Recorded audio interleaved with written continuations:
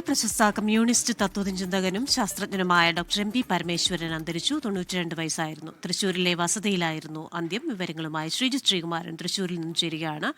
ശ്രീത, ഈ 4ാം ലോക വാദവിവാദത്തോടെയൊക്കെ CPI-ൽ നിന്ന് പുറത്താക്കി. പക്ഷെ അദ്ദേഹത്തിന്റെ ചിന്തകൾ, അദ്ദേഹത്തിന്റെ അറിവുകൾ അത് ഒരുപാട് പേരെ സ്വാധീനിച്ചിട്ടുണ്ട്. വിവരങ്ങൾ തീർച്ചയായും VB ചെറിയാൻ, MP പരമേശ്വരൻ അടക്കമുള്ള നേതാക്കളാണ്, അല്ലെങ്കിൽ ആ തത്വചിന്തകരാണ് 4ാം ലോക വാദവും അടക്കമുള്ള നയങ്ങൾ CPI-ൽ രൂപപ്പെടുന്നതും പിന്നീട് പാർട്ടിയിൽ നിന്ന് അത് പുറത്താകലിന്റെ ഘട്ടത്തിലേക്ക് എത്തുന്നതും. CIT പക്ഷമടക്കം രൂപപ്പെടുന്ന ഒരു കാലമായിരുന്നു അത്.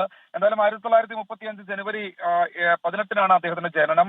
തൃശൂർ ജില്ലയിലാണ് അദ്ദേഹത്തിന്റെ ജനനം ഉണ്ടായിരുന്നത്. തൃശൂരിലെ CMS ഹൈസ്കൂൾ, CMS കോളേജ് എന്നിവിടങ്ങളിലാണ് പഠനം പൂർത്തീകരിച്ചത്.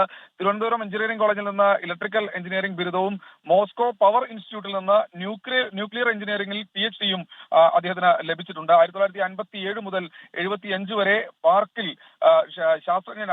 1975 മുതൽ കേരള ശാസ്ത്ര സാഹിത്യ പരിഷത്തിന്റെ സജീവ പ്രവർത്തകനായി. ഇടതുപക്ഷ സാഹിത്യകാരനായിരുന്ന അദ്ദേഹം 4ാം ലോക വാദവുമായി ബന്ധപ്പെട്ടാണ് CPI-ൽ നിന്ന് പുറത്താക്കപ്പെടുന്നത്.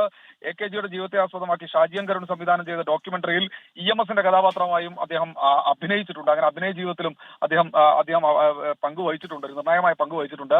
എന്തായാലും CPI-ന്റെ പാർട്ടിയിൽ നിന്ന് പുറത്താക്കപ്പെട്ടെങ്കിലും പിന്നീട് ഏറ്റവും അവസാന കാലത്ത് ദേശാഭിമാനിയിൽ അദ്ദേഹത്തിന്റെ ലേഖനങ്ങൾ പ്രസിദ്ധീകരിച്ചിട്ടുണ്ട്.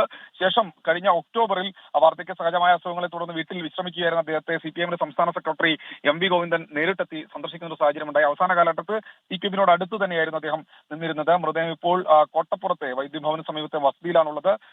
സംസ്കാരമടക്കമുള്ള കാര്യങ്ങൾ അല്പസമയത്തിനകം തന്നെ നമുക്ക് വ്യക്തമാക്കാനാകും. ക്രിസ്റ്റീന. ശ്രീജിത്ത് ശ്രീകുമാരനാണ് തൃശൂരിൽ നിന്ന് വിവരങ്ങളുമായി ചേർന്നത്.